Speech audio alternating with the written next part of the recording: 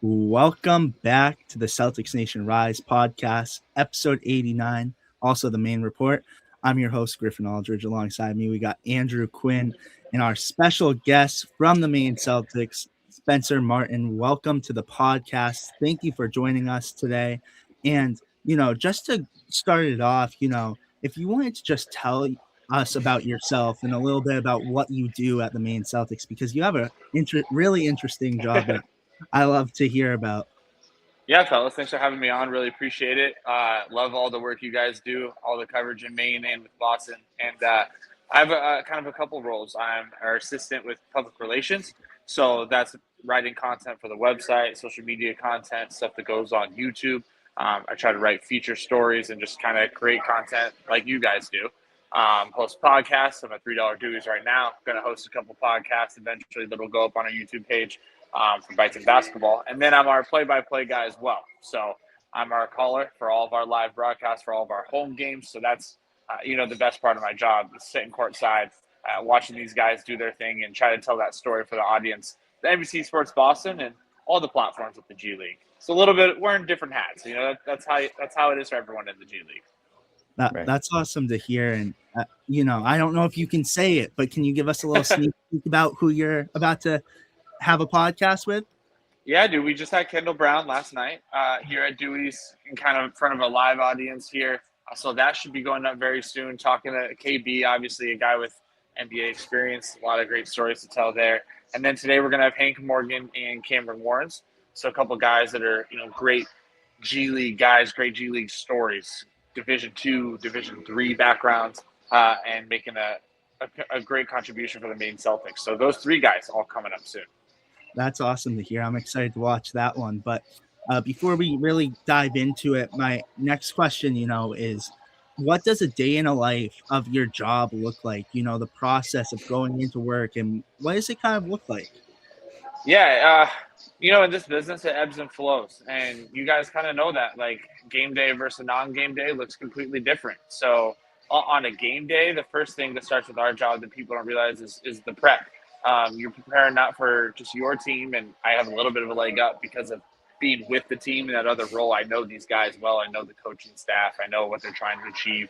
But knowing your opposition is really important. So a couple days before, and if I have more time, I'll go a week before. You start preparing a lot at home. You're studying just like you're in high school or college studying for a test, and the game is your test. Just an oral exam. You have but at least it's basketball, right? This time is basketball. Right? Yeah, it's a little bit more fun to study Mac McClung's career than geometry, right? Yeah. So on a game day, like a 7:00 tip, I'm here at 1:00.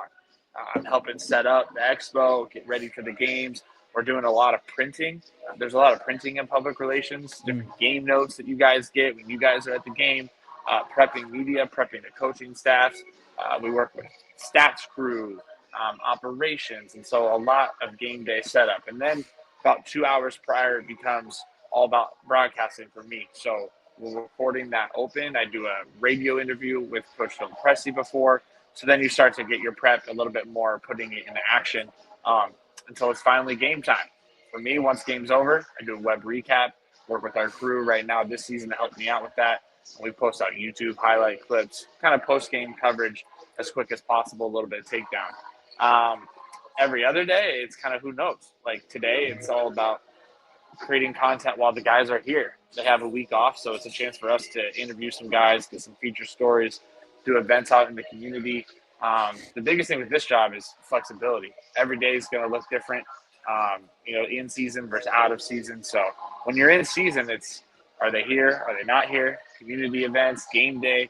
You just kind of roll into the punches. But like you said, at the end of the day, it's all basketball, so it's all good. Right. Yeah, that's amazing. And another thing that, I mean, we're grateful that I was born in New England and have the chance to be a fan of the Celtics. What is it like working for the Celtics organization? An organization that prides themselves on a winning culture and paying attention to those small details. I mean, a decorated franchise, for lack of a better term. Like, what does that mean to you? Sure, and it's authentic. I think that's the biggest thing. I grew up in Portland, Oregon. Casual Trailblazer fan for NBA. that was kind of my team. But you know about the Boston Celtics. I love the 2008 Celtics. I was a big Kevin Garnett fan. I always wore like Kevin Garnett shoes. So I was always like kind of tracking the Celtics from afar. And then Maine, of course, like is owned for the last 5 years now by the Boston Celtics. So we are Celtics employees, and you feel that synergy. It's legitimate. Like a lot of teams look at their G League as just a form of development. They don't really care too much about ticket sales, the product, on the floor. It's just about developing for the big clubs. And, you have empty arenas sometimes. Other teams do a great job. But, like, the attention to the G League is not equal amongst all 31 G League teams. And that starts off the court, and that starts with staff. So, like, we have our president, DeJuan Eubanks, a Maine Basketball Hall of Famer, for example. Like, it's always important to be winning on and off the court and doing it in the right way, like winning in the community. Like winning means a lot of different things to the Celtics, but you feel it. And then the coolest thing for me now is, like, with these head coaches in Maine, Tyler Lashbrook, now Phil Pressey, their assistants formerly and currently for the Boston Celtics, and seeing everything, as I'm sure you guys will talk to later, like all the success in Boston, like all those buzzwords and all those things you hear thrown out, like they're being done here in Maine, and it's not pretend. Like it is instilled at every level, from training staff to front office staff, coaches, players. Like it's palpable and real. No, yeah, well said right there. And, my next question for you is kind of going into players a little bit. Who are some, because the G League, we talk about this all the time, how incredible the talent is in the G League. And people like look at the G League and kind of put it off to the side, but there is some incredible talent in the G League. So who are some guys that you came across that just have unreal talent? And this could be for the Maine Celtics. And if you wanted to list some other players too on other teams, if you wanted to just talk about that. Sure. I mean, it's funny you brought it up because, like, head coach Phil Pressey said recently pregame, like just last Friday, like the gap between a G League and an NBA player is not as wide as people think. And he's played in the NBA and played in the G League. He knows. It's often just one or two little things, or as Kendall Brown put it, a little like sneak peek. It's finding the right fit and the right opportunity at the right time for a lot of these guys as well. I mean, a guy like Kendall Brown, he's a top 15 guy out of high school. He's a one and done type guy. He's only 22 years old. Like, his talent is NBA level talent. He's been on a multi-year deal with the Indiana Pacers before. So it's just fit and timing. Does your opportunity pop up? I think Boston does that as well as anybody, actually providing, legitimate opportunities to guys in their system, not just letting them kind of go on the wayside.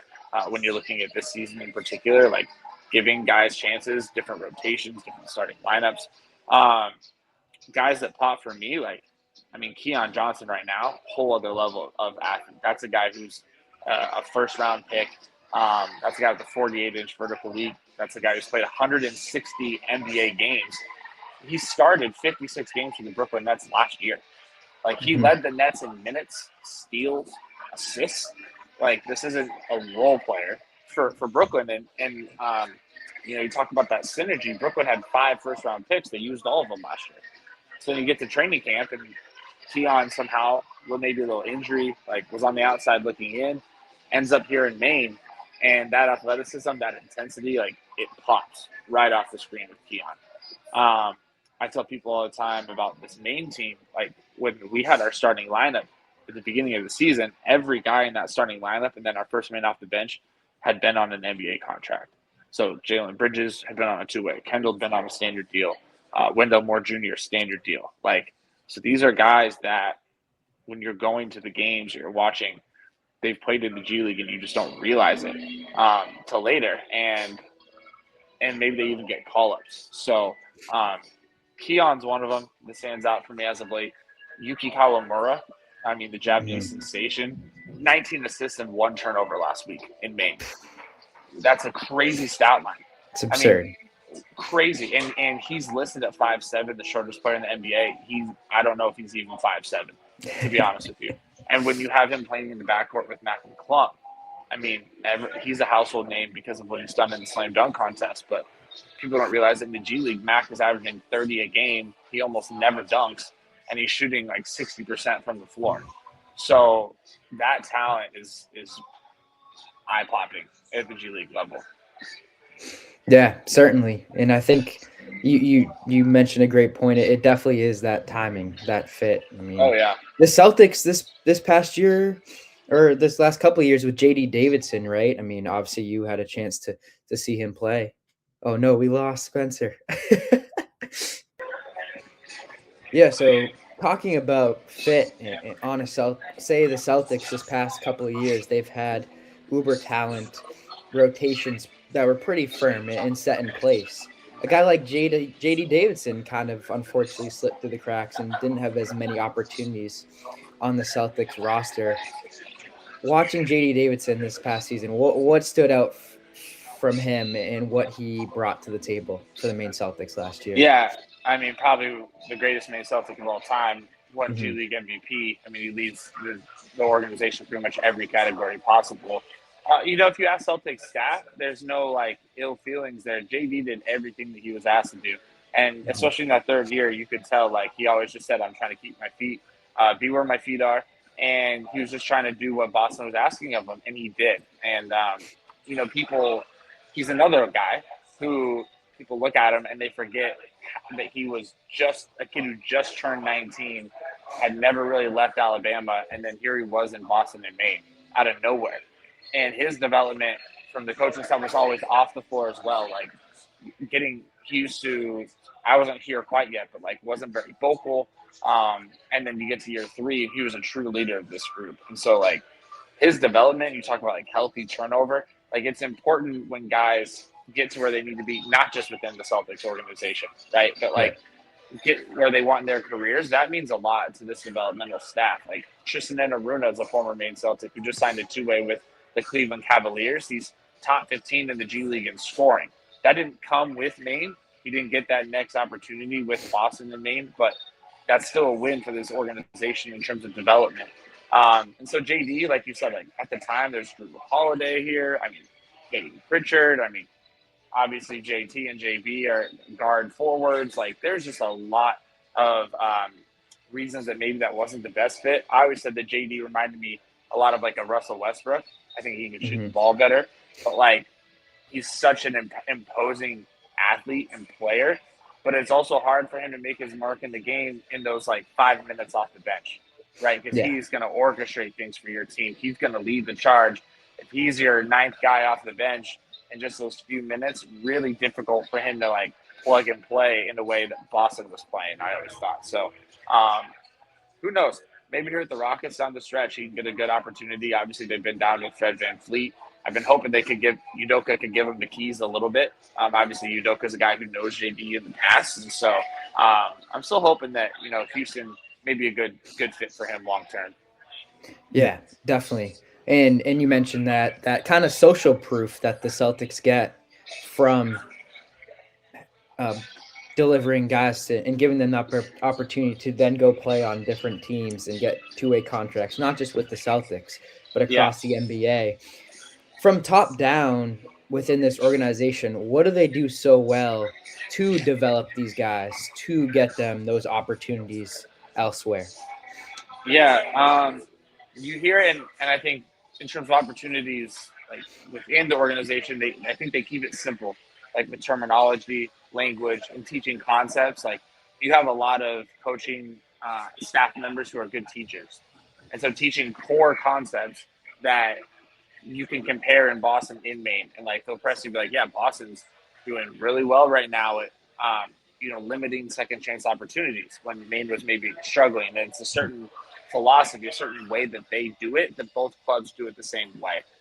The way they play offensively, like maybe the personnel in Maine doesn't always mirror the personnel in Boston. You'll see a team that maybe doesn't shoot the 3 ball quite as well, but that's not going to, as Boston, like in terms of personnel, Mm-hmm. but you're not going to see that style change. Where Maine, in the last couple of years, has still consistently, been in the top 12, 15 in terms of 3-point attempts, even if they're maybe bottom 15 in percentage. Keeping things simple so that guys can plug and play at any time. And mimicking real situations. I thought one of the coolest things that I saw in terms of development was with Baylor Shireman, 25 games on assignment. Baylor almost never started in Maine. Why? Because at the time, he wasn't going to ever start in Boston. So they wanted him to come off the bench like he would if he was going to contribute in Boston. Now we've seen that differently. Baylor stepped up this season, but you think a year ago, like when Baylor would get time, it'd be 10 limited minutes. He's coming off cold on the bench. He needs to impact the game immediately. So why, when you send him to Maine, would you have him play 38 minutes as a starter? Like they wanted to mimic real life situations. And so I think doing that for guys and always trying to coach the whole person has been key in the developmental aspect with Boston and Maine. Yeah, that's awesome.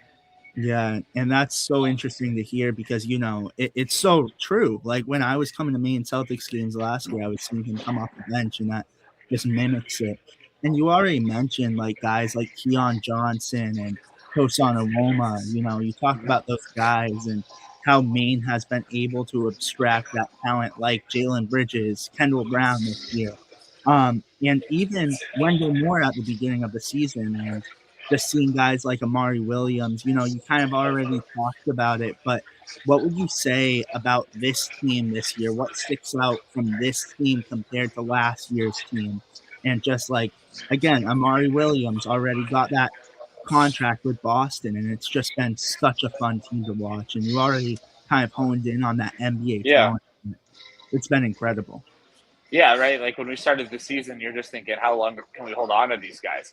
Right. And if it wasn't for maybe an injury, Kendall Brown out about 6 games and back injury, like maybe he would be on a 10-day or a 2-way right now. If Jalen Bridges keeps shooting the ball the way he is, he may not be long for Maine. You just never know. Last year's team was so J.D. Davison centric, and we were so fortunate in Maine because of those things we talked about. Boston was an expensive roster, top heavy, veteran leadership. Like they didn't call on JD a lot in game. And so you had we'll say the best player in the G League, and you had him almost night in and night out in Maine. And then we're spoiled because we had another top scorer in the G League here, the Celtics, Ron Harper Jr. But in reverse, now we haven't seen Ron in a long time. He's been with Boston. So that's the biggest difference, right, is availability. Since the All-Star break, we haven't had a 2-way player with Maine. John Tonje was back for this one series, but 2-way players have largely been unavailable. Amari's obviously been back on assignment a little bit. But availability and the need in Boston and how their roster has changed. So it's changed the way that they've relied on the Maine Celtics. And then doing a good job, like you said, of bringing in guys who know that this is a stepping stone for them. Tosan Awoma, he's a not if but when NBA call-up guy. He was 10 points a game for the Brooklyn Nets. Keon Johnson's a not if but when, but he was out 2 months with a knee injury. It's great he's 3 games back. If that knee injury doesn't happen, who knows if he's on the roster right now. Wendell Moore Jr. was a when right away. Only ended up being 2 games. Amari is just a guy who every time he gets on the floor, he gets better. I don't know if we knew he'd get a standard deal. Obviously, he had the raw natural ability, but he just continues to always get better, and he's so intelligent. So he just is a sponge and then keeps producing and doing what coaching staff wants to. So availability is the key difference between last year and this year. Are your 2-ways here? You have a JD night in and night out. You're going to be a really good team night in and night out in the G League. But at the end of the day, you have to remember the big picture. You're here to serve Boston, the big club, help with development. And that's, like Coach Pressey said, Amari Williams getting a standard deal, that's winning a championship for this coaching staff. So when you see other guys too, that's multi championships basically for this whole program. Definitely. And as you were just talking about that, you mentioned Ron Harper Jr., a guy that is on that 2-way contract, and who knows? As the season continues, there's potential he does sign a multi-year deal. You were able to watch him this past season for a little when he was on the Maine Celtics, and obviously a little more this year on the Maine Celtics. Yeah. What have you seen from his development, his growth, and what makes him a special player? Because in my opinion, when I was taking photos on the baseline and I was watching the game up close, what stood out to me was not only his talent, but his kind of the presence he has, his leadership, right, his ability to talk on the floor and direct guys in the right direction. And then just in press conferences, the way he carries himself, the way he's talking and responding to questions, from a holistic standpoint, in my opinion, Ron Harper Jr. has it, and he's an NBA caliber player. But what do you see from Ron Harper that makes him such a special player and such a potential contributor for this Celtics team? Yeah, I mean, you said he has it. Last season in Maine, about 14 games, like it was about health, 100%. Mm-hmm. It was about health. He had that shoulder injury. It was nagging him. When he got healthy, that's when he got his call up with the Detroit Pistons. It was simple as that. And we saw that and that like day in and day out that he was just getting healthy.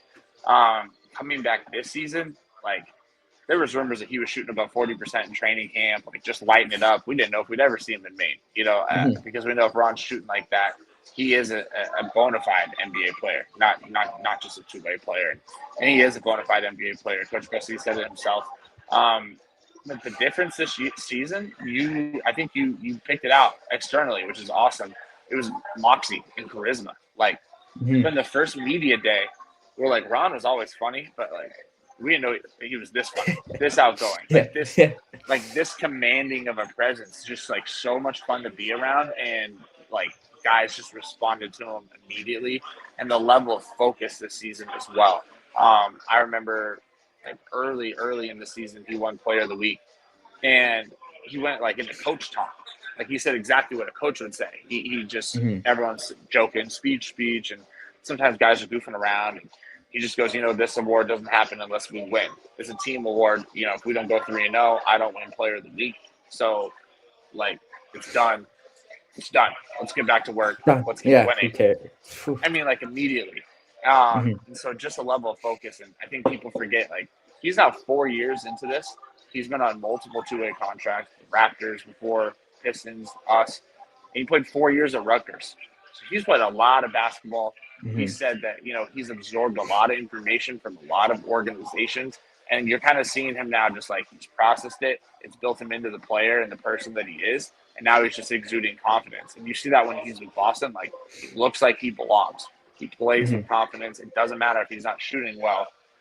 That's a big thing that Boston emphasizes is like, what are you going to do when you're not scoring? And Ron may score 28 a game here, but Boston, if he's not shooting, doesn't matter. Rebounding, great defender, like drawing charges, doing all the little things. So I think just that moxie and charisma and confidence has been on another level, and deservedly so for Ron. And we'll see what happens in terms of converted deal there. Boston's done a great job of working with the salary cap, manipulating that, and that goes both ways. When you look at Ron being a 4-year player, his deal is different than a rookie player getting converted. For sure. And I was also thinking, I was just saying real quick too, I think we've talked about before too. I mean, I don't know if we've ever had a chance to talk about that, but his brother's in the league too, and he grew up in an NBA family. I mean, it's just when you're around basketball at that high level all the time, you're going to just feel like you belong a little more so than others, right? And have you had a chance to talk about that? Yeah, a little bit. His background, I mean, and like he loves his family. He loves his brother. I remember that last year. He would hurry from the locker, like to the locker room after games, just so he could watch like the fourth quarter at Rutgers. Right. Then watch Dylan. So like that is a fun, competitive brotherly rivalry we saw also weekend. But it's what they do. Yeah, like it's a family business, and he loves it. I mean, he just loves the game. So it's great. He's a great story, and it's just getting started for him. For sure. Yeah, and I have to say, Andrew answered my question right there. So, my bad. So go ahead, Andrew. Go ahead. Oh. Yeah, I mean, another guy, and you mentioned him already too, Baylor Shireman has solidified himself as like a really important contributor for the Celtics team. Honestly, I'd say this whole roster, I think at times the level of consistency can be a little up and down. You don't know exactly who's giving you what, but fortunately there's enough guys on this roster you're going to get something from someone each night. Yeah. But Baylor Shireman, in my opinion, has been one of the more consistent guys. Like, we know what we're getting every night. And what kind of in the Maine Celtics and what did he do on the Maine Celtics that alluded to this impact on this Celtics roster? Yeah, I remember head coach Tyler Lashbrook, he would just always say, like, I love that guy. And the head coach always works with the player on assignment. That's part of the process when they're here. Keep that connectivity, keep that routine, that pregame routine specifically. Baylor, like Ron, like there's guys who are just natural athletes and like they're just natural hoopers, like natural ballers. And Baylor's like that. And what stood out with him, and you see it with Keon now, different level, is like the motor doesn't stop if the level changes. Like Baylor came out there and we had a losing streak, and he was just like livid, livid. Like when he's in Maine, he wanted to win. He wasn't there as a demotion. He wasn't there to get his. Like he's there, and it's just like he's playing 5-on-5 pickup, and he just wants to rip your heart out and beat you. He's drawing charges, doing all the scrappy little things, and so I think those are things that translate because he doesn't have this ego, right? Like when he's in Boston, it's just like, what do you need me to do? I'm going to do it. And hey, we're both Nebraska guys. I was born in Nebraska. I'm from Nebraska, so we joked about that all the time. Our Nebraska roots. John Tonje now with some Nebraska roots. So it was fun to see that from Baylor, like former, multi-sport athlete guy. I think it makes a difference sometimes, and it translates. Yeah, I wanted to ask that to Tosan actually because he played soccer over in England. I was like, what is that how does that impact you, like playing multiple sports? I think it's fascinating to think about because you just kind of get a whole new perception of spatial awareness, like all these different kind of abilities. Yeah. You just see so many different when things. I've talked to coaches, like, because I've lived and worked in like rural areas, and like multi-sport kids seem to just have a different like competitive nature in a lot of ways, and then it develops differently because you just like you don't take breaks off. Like you're always competing in a different way. You're finding a way to work with different teammates, like within a different set of boundaries. So it's just like kind of always keeping like your athletic critical thinking going. Right. This is a philosophy for some people. Yeah, and also maybe potentially your identity is not as much just shaped within just that one sport, right? You're across the board. You're diversifying yourself, and you're just playing the sport because you want to compete. Very interesting. Yeah. But Griffin, what do you get? And you already mentioned it, talking about Phil Pressey and stuff, and that's been a thing that we've been loving talking about this year, about Phil Pressey, because he even played for the Celtics and the Maine Red Claws when they were the Maine Red Claws. But how has that coaching presence been? Him even playing in the G League with the organization and now coaching. How, like, you mentioned you talked to him a lot. How has that been this season and just that whole aspect? Yeah, he's big time. Simply put, like kind of like when you look at players and you're thinking like, oh, I need to remember that guy for when I see him in the league. Could be the same with Coach Pressey. I call him a human sponge because it doesn't matter where he is, what he's doing. He's absorbing knowledge. Like even when we're talking, he tells me like he's learning from me. He's learning different media tendencies. He's learning, different like assumptions staff may make, public, like just he's always picking up things. We did an event with LL Bean and talking to like the president of LL Bean, CEO, and like I've never seen someone more attentive, like just straight up posture, dialed in. Like he was just absorbing anything, any little fun like fact he could get from these executives. Like he was going to take it and try to apply it into coaching. Coach Pressey's fantastic. I think as a player, he's talked about that. I think he knows when, the guys can't BS him. He knows like the game. He knows like how that can look. He knows the ebbs and flows of the season. So he doesn't get too high, doesn't get too low. But he also admittedly says like he's learning every day as well. Like I asked him, I said, it's one thing to be in Boston and know what Maine does developmentally. It's another thing to be here in Maine and be a winner and want to win on Saturday, and there's no Ron Harper Jr. and there's no Amari, and you know what I mean? Like, and there's a blizzard outside. And there's a blizzard, right? Like, you're now in the thick of it instead of like just knowing who the guys are and working them out in Boston and thinking of those Celtics first. And you just said, it's part of it. So, long answer, maybe the short question, but he just takes knowledge from everywhere. Obviously, the son of a coach, and his head coach in Boston was Brad Stevens. Like that's one of his number one mentors. Was he played for Brad, and Brad told him he was going to be a coach when he was a point guard in Boston. So pretty cool that full circle moment. And he texts Brad all the time and has a great relationship there because that's where a lot of this started for Coach Pressey. Yeah, the more and more I think about it, does Brad have some magic ball he sees the future with? Because he seems to always get it right.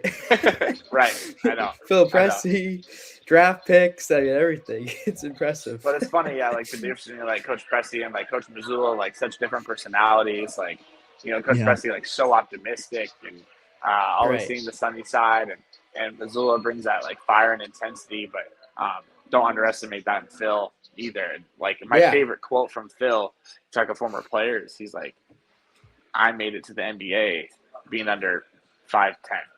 He's like, anything else is like can't be harder than that. He goes, I made it to the NBA at 5'8". Like anything else isn't going to be harder than what I already achieved in my life. Yeah, that's insane. Speaking of Joe, I just saw this quote. I think it's funny. I'll mention it.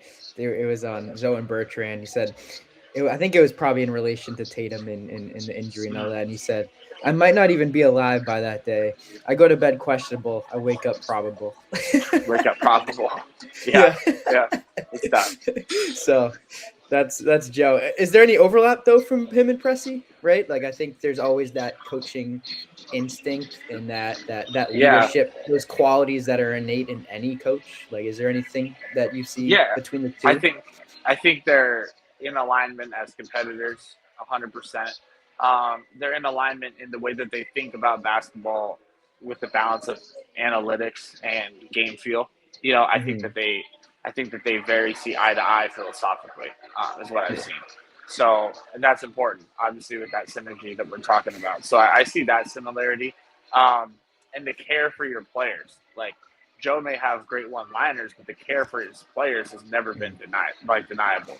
Coach Pressey's like big thing is always coaching the person, not the player. He wants to get to know the person behind the player. So that care for his team, like both of them share that amazing and needed quality as a coach. That fires me up. Yeah, I mean Joe will be like, I remember I saw something.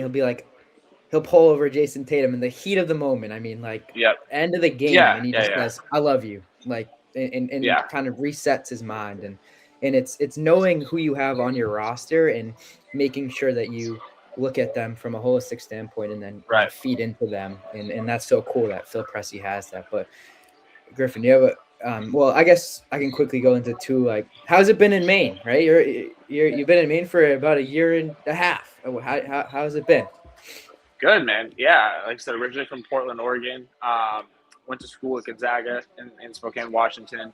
Spent 6 years in Montana, so a lot of Northwest for me, and it's similar in a lot of ways. Like I joke, Maine's in ways is kind of like Oregon and Montana together. You have, the central Maine, very kind of more rural, and a lot of similar people, a lot of similar landscapes.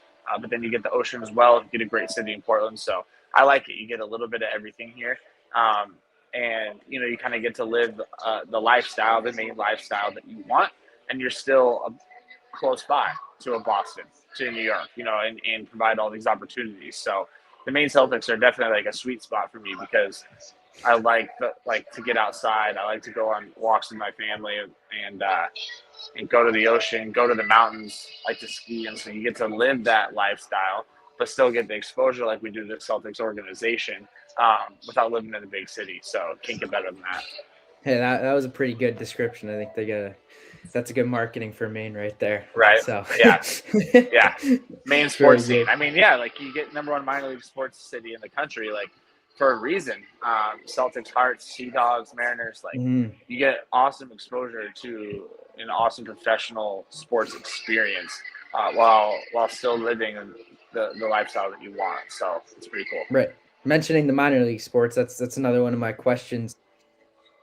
What have you seen from Mainers and fans that come up here that really hold their state pretty close to their heart and on their sleeve, honestly? And how has that impacted the way you go about broadcasting and just what is that kind of community felt like? Because I think it's very tight knit, and these guys love their state, and I do too. I'm not from Maine, but I've been here long enough, and it is something I really cherish.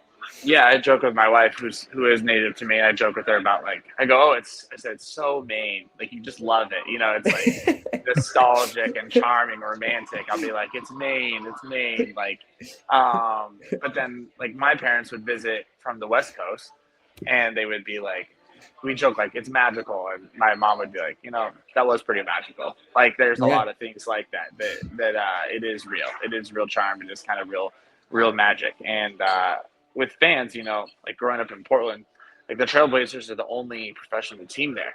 Then the Timbers came, and that state and myself like completely threw themselves into soccer as well. But for so long, it was just the Blazers, and so it didn't matter if they had a bad record, Trailblazers, whatever. Like you still had almost 20,000 people a night in that arena, and it had that college like feel. You see it with Oklahoma City. Oh, yeah. I think Boston's special in that way that Boston has all these things, but yet they still, the fans are still that passionate, even though they have 3-4 different major sports teams that are Right. elite at what they do. I think that's what makes Boston fans unique. And so you see that in Maine, like you have Maine up north, you have some smaller NESCAC programs, you have good athletes at lower tiers, but like the minor league teams are the main show in town. And so I think you have a passionate fan base because of that. You have a knowledgeable fan base as well. And like from my experience living in Montana, like it's undeniable when you have a smaller population state, you have a more pride for being from there. And so when you broadcast and when you tell stories that way, you need to keep that in mind and play into it. Like don't go away from it. Like play into it. This isn't Portland's growing, obviously, but this isn't a big state. This isn't like the first state that comes to mind for a lot of these guys. Like a lot of these guys are going to have lobster for the first time when they're with the Maine Celtics. This is going to be a unique experience in their life. So like, let's talk about it because it's a cool one. Yeah.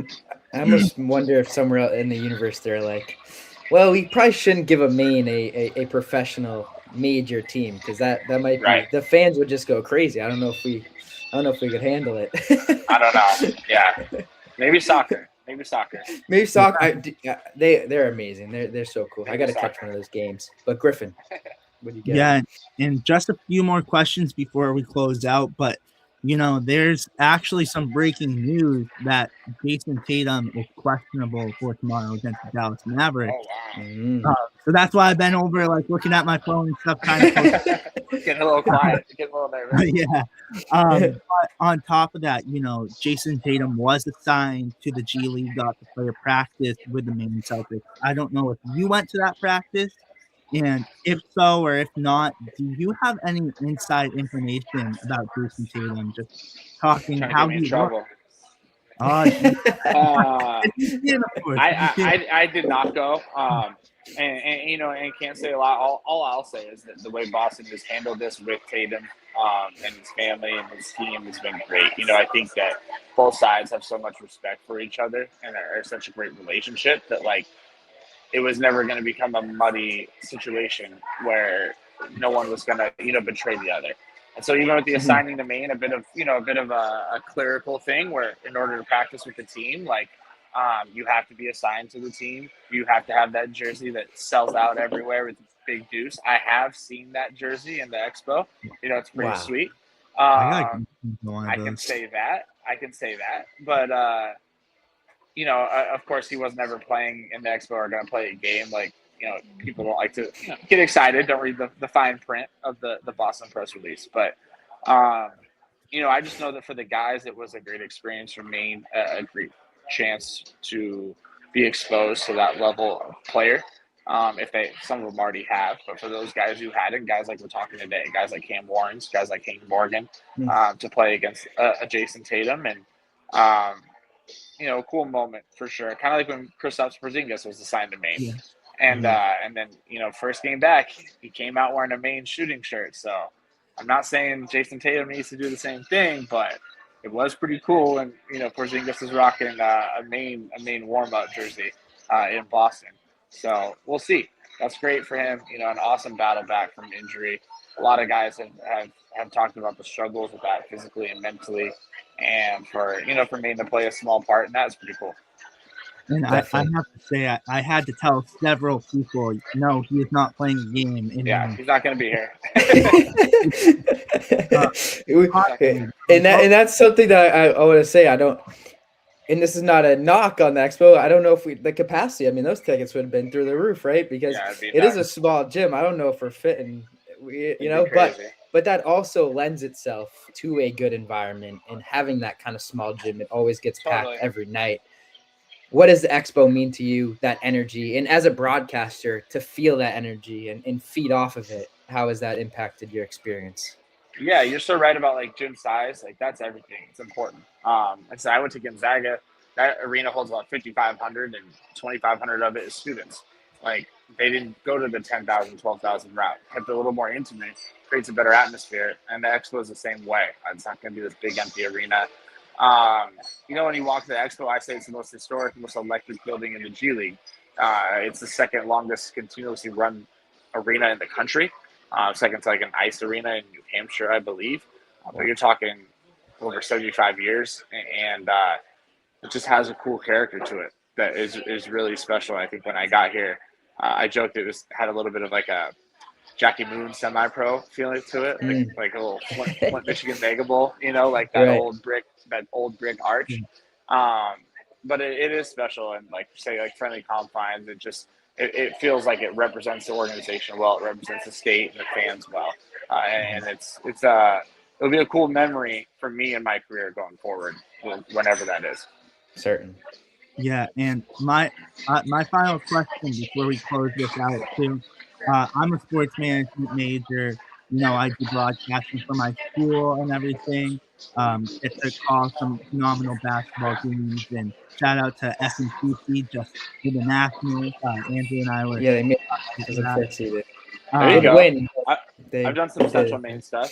Yeah. Oh, rivalry right there. Oh, here. I know. But yeah, shout out to them. But what advice would you give to people like myself or other people pursuing broadcasting and trying to get their foot in the door with this? I'd say the key is to find a foot in the door where somewhere you feel supported and that there's opportunities to grow, but don't not get your foot in the door because you don't think that that's the job that you want. So like, I wanted to be a sports anchor. I took a news reporter job, for example. But I liked the management. I liked who I was going to be working with, and I trusted them when they said, "Hey, if you kind of pay your dues and you grow, if an opportunity in sports opens up for you, then we'll give it to you." So like a year later, I got that role. 2 years later, I was our nightly anchor. I led our department. Like I took over for my longtime mentor. Like doors open. But I didn't say no, which a lot of broadcasters want to do. They'll say, "Oh, it's not sports. I'm not doing it." Well, because I did news, I gained a whole other skill set, and I was a way better storyteller. I understood the big picture, right? Like if you take a job and you want to talk on TV, and there's a job where you're a producer, an editor, like a stats person, like you're going to have a better knowledge of the full picture. So then you're going to be a better person. You're going to be a better teammate because you know everything that goes into that, not just the person talking on camera that you see. Like you guys creating the graphics, you guys did some research, like audio, like there's so many things that may slip on the wayside if you're just always waiting or you just don't even get that opportunity.